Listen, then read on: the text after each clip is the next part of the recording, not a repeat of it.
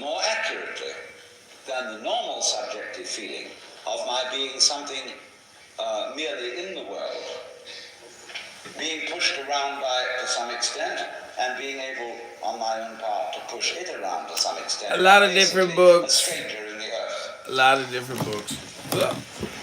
So upon that sort of criteria, I feel that the change of consciousness induced by such a chemical fits the facts of scientific observation better than the normal kind of consciousness which I've been taught in my family and my schooling, where I've been given a feeling of my own existence that is simply the mythology of a particular culture. And also I go on to feel that it may be quite important that my state of consciousness be changed for our general survival. Because if I feel myself alien from and against my natural environment, the likelihood is that I shall pick a fight with it, and that I shall use technological power to destroy it, and not to cooperate with it. This, I can see, is what our culture is already doing. And therefore, it impresses itself upon me that there is a certain urgency for human beings' minds being changed so that they can cooperate with their environment and not fight it. So then the idea occurs to me, is it perhaps providential that at this time in history, a chemical agent makes itself available which will enable us to treat the disease of alienated consciousness, of hostility to the world? Could it be as providential that this is found in the 20th century as Jenner found smallpox vaccine in the 19th century? That's not inconceivable. Arthur Koestler, who is a very sober gentleman and with whom I've had considerably bitter arguments about his estimation of Oriental philosophy, has in his book The Ghost and the Machine come out with the notion that maybe the only thing that can save technological man from destroying himself is to treat his neurology directly, to alter it. And some neurologists are seriously beginning to talk about the necessity for peace technology. We might call it chemical peace fire.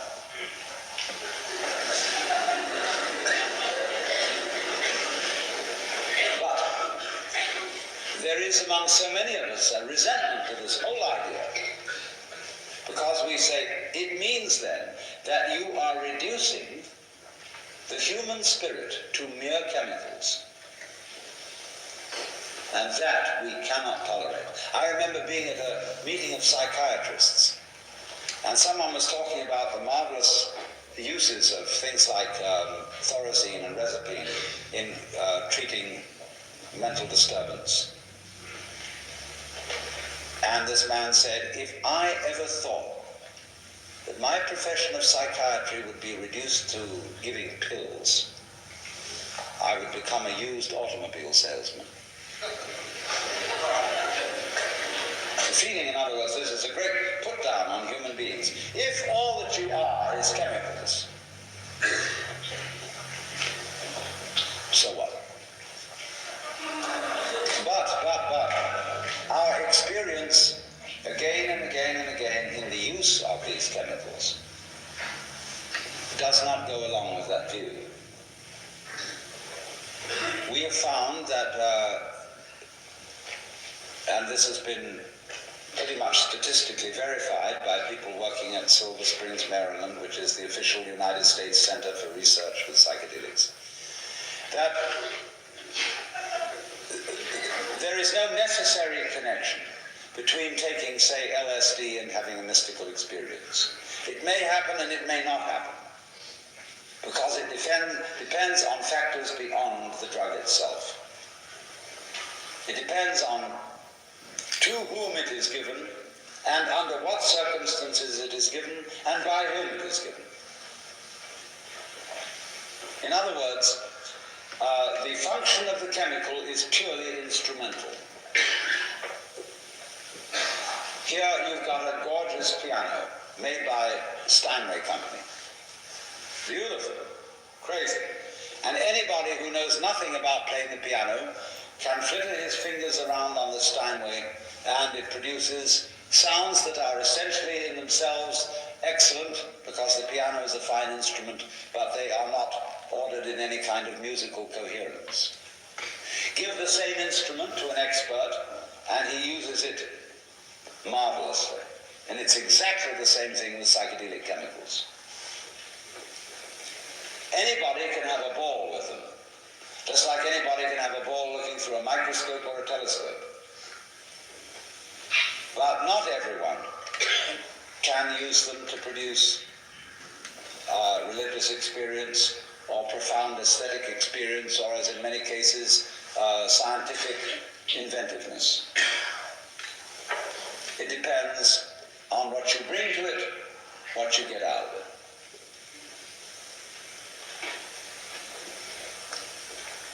So we must regard these things as very strictly instrumental.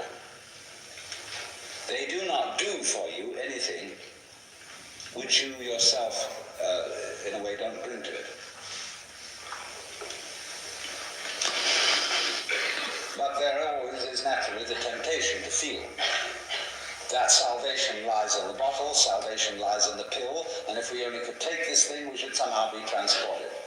And that this is not the case is proved by the increasing number of people who have taken what I'll call street acid under the worst sort of circumstances, not knowing what it's even made of, what the dosage is, and having no regard to the conditions in which it is taken, and have had the so-called famous bad trips. Of course. And I must underline the fact, don't use street acid. You don't know what it is. Of course, if you're willing to play Russian roulette and you're willing to take all sorts of gambles, I suppose it's a free country.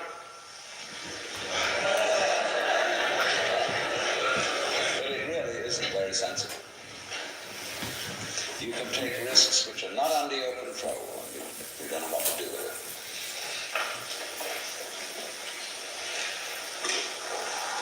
On the other hand, when we consider from a social point of view what we're going to do about this, it isn't simply that there is lysergic acid of some sort running around on the streets in the black market, mescaline, psilocybin, dimethyltryptamine, but also, of course, our old friend, marijuana, which there's no particular question about whether it's bad marijuana. It's just a vegetable.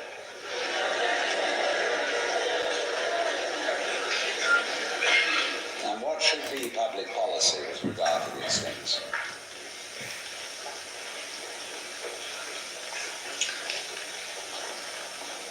I feel very strongly that in a country where we value freedom, we must not attempt to legislate morality, especially morality that is simply the concern of the individual towards himself. In other words, going back to even the basic religious ideas about moral behavior, it's fundamental to both Jewish and Christian thinking that an action is not significantly moral if it's done under compulsion. In other words, if you stay faithful to your wife merely because you are afraid of the consequences of adultery, you are not a truly faithful husband. If you give alms to the poor merely in order to get yourself a place in heaven, or on the roster of donors to the synagogue, you are not truly charitable. So it is of the essence of moral behavior, according to Jewish and Christian theology, that it be voluntary. So that any moral behavior which is enforced is not moral behavior as a result of enforcement. And the only reason for enforcing any moral behavior is that immoral behavior may in certain circumstances cause grave inconvenience to others, as murdering people, as robbing them, as mugging them on the streets. That, we are, I think, agreed, ought to be prevented by the police. But when it comes to whether you will gamble, whether you will have irregular sexual games, whether you will change your state of consciousness by alcohol, by tobacco, by sleeping pills, by aspirin, by caffeine, by lysergic acid, you have a certain responsibility to judge for yourself. Because if you're deprived of that responsibility, of what other responsibilities might you also be deprived for your own good? What you read? I want you to read the works of Karl Marx. Mr. Rafferty didn't think so. And yet, how would you know what to do about a communist enemy if you didn't understand the philosophy of Marx? How do you know how to deal with China unless you've read everything written by Mao Zedong? You've got to understand your enemy, if enemy he must be.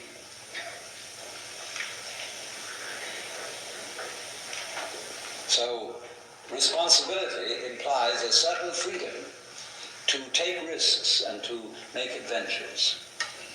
It's very dangerous, it could have been said, to go up in the air in a machine. The Wright brothers took a grave risk. Why, if they had crashed, what would have happened to their wives and children? Would they have been a care of the state? Therefore, the Wright brothers should not have been allowed to fly that airplane. So in the same way, you might go mad, and your wives and children no longer have your support if you took certain adventures in consciousness. It's the same problem. So does the state have the right to tell you that there are certain risks you mustn't take? If the state does assume that responsibility, it can't be helped that the state is also saying at the same time that we must not make experiments which could possibly result in great benefits to mankind. We don't know whether they will result in this or not. The knowledge about this whole thing is not as yet certain, but we at least have the right to make the attempt. But I suggest that we don't make that attempt in absolutely undisciplined and uncontrolled situations.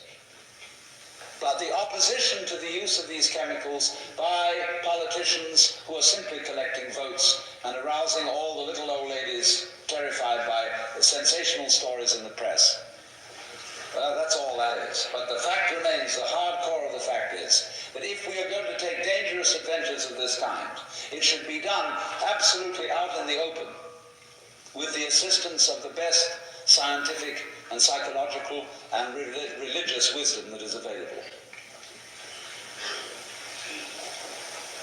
If we send people out into space in our astronauts, we have the whole scientific faculty of the country behind them. Likewise, if we're going to send people into inner space, instead of being something that is done sub rosa in a paranoid, guilty atmosphere, it should be something in which we openly cooperate with the feeling we are holding your hand and we are with you all the way.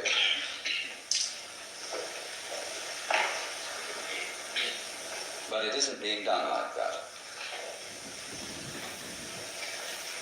And we are going through the same problem that we have been going through in this country for years, and you may be, as I am, very anxious that there be law and order in this country, that there be respect for our policemen.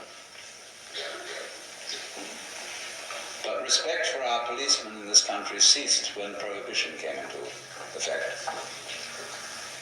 because the officers of the law were asked to enforce things that the citizenry simply were not going to observe. They became hypocrites. Therefore, armed preachers. And all preaching creates hypocrisy. And when you put guns into the hands of clergymen, you've got real trouble. At one fell swoop, we could restore respect for the police in this country by taking all matters of private morals out of their hands. Question needing no answer. Who would volunteer to serve on a vice squad? What kind of personality?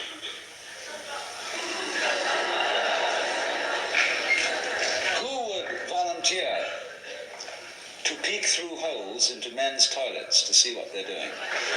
What kind of personality?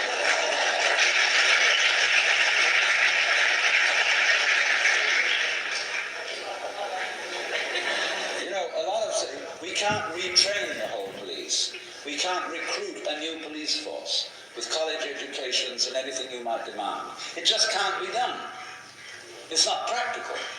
There isn't enough budget, as if that really mattered, but practically there isn't. But at one simple stroke of the pen, if we remove the drug questions, the sex questions, the gambling questions, and all those sort of things out of police control and regard them simply as public health problems, respect for the police would go up zoom like that. And we need it, we've got to have it.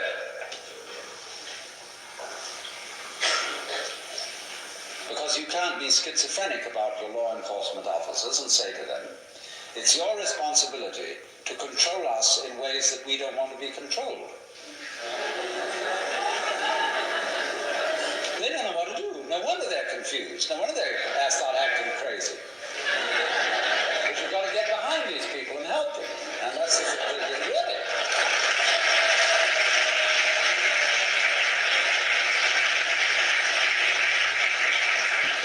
So then, basically, young people have become interested in these so-called drugs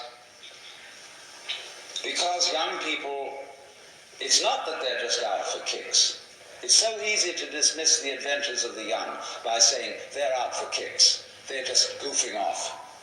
All right, if young people are just the kind of people who are irresponsible and are just goofing off and are out for kicks, why assign them with the terrifying responsibility of fighting with the armed forces? If you can say they are responsible enough to do that, you must not dismiss them as immature little kids. If you think they are, as adults, you fight your own battles.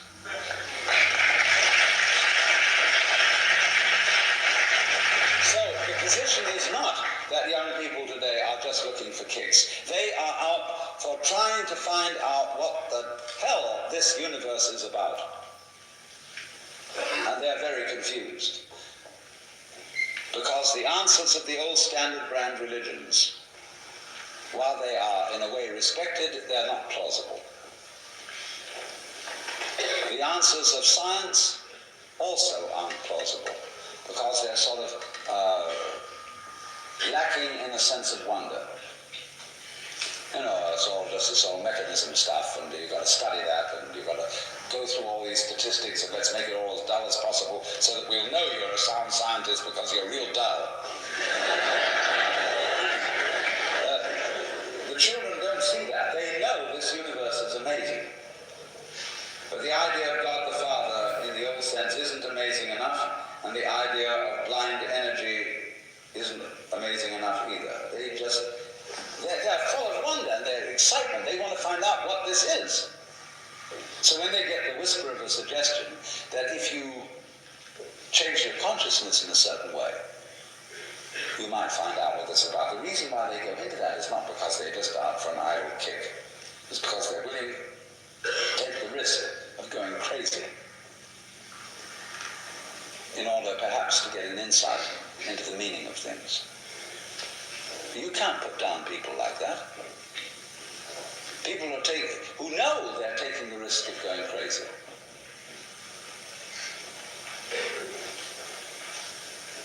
It's just the same as the people who are taking the risk of crashing, who learn to fly planes, of being, I don't know what kind of asphyxiation, who are astronauts, of catching all sorts of infectious diseases if they wanted to treat lepers. It's the same old thing. People who are willing to take that adventure need public support and the full exercise of wisdom and guidance in their enterprise. And if that is given, they won't undertake these adventures in an idle and stupid way. But if you disallow the whole thing, it'll just go ahead in a completely undisciplined and crazy fashion, and very naturally there will be all kinds of disasters and bad trips. Grasp this nettle danger, and don't pretend it isn't there. Today's podcast was made possible through the help of the Ram Dass Be Here Now podcast network. Our theme music is by Zakir Hussain, courtesy of Moment Records, and is from his Rhythm Experience LP. For further information about the spoken works of Alan Watts, please visit us at alanwatts.org. Thank you for listening, and we'll see you for the next episode.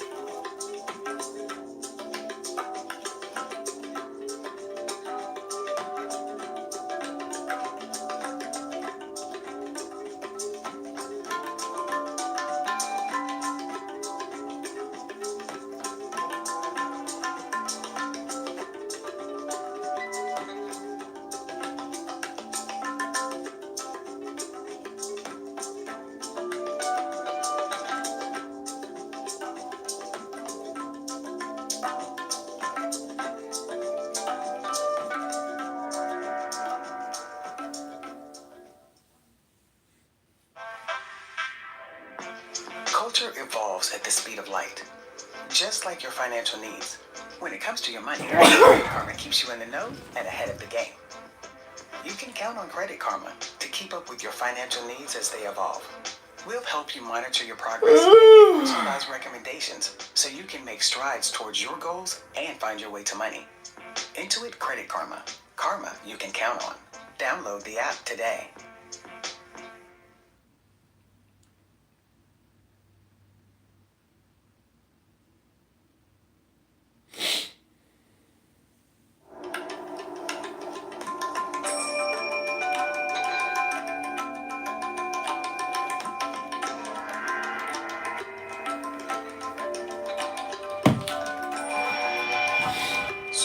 Everybody to Being in the Way with Alan Watts. This is the Alan Watts podcast.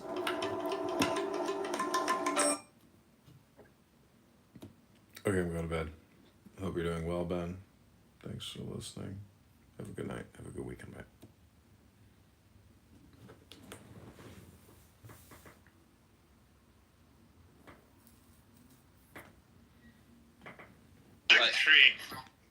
Like you have to wonder, like, why is it that white people have all these like big long noses? And like the theory I've heard is that one, but I've never heard of any other. I mean, it could be something else, but so. I think it's just like, that was the image of God. And like, some people deviated. I wonder if there's ever been two people whose noses were both too big where they just like couldn't kiss each other. Like, I don't think it's ever happened, but like it makes me think. Have you ever seen a toucan? Yeah. Yeah, imagine those two trying to kiss. Now, Andrew, here's a thing that you've never seen before.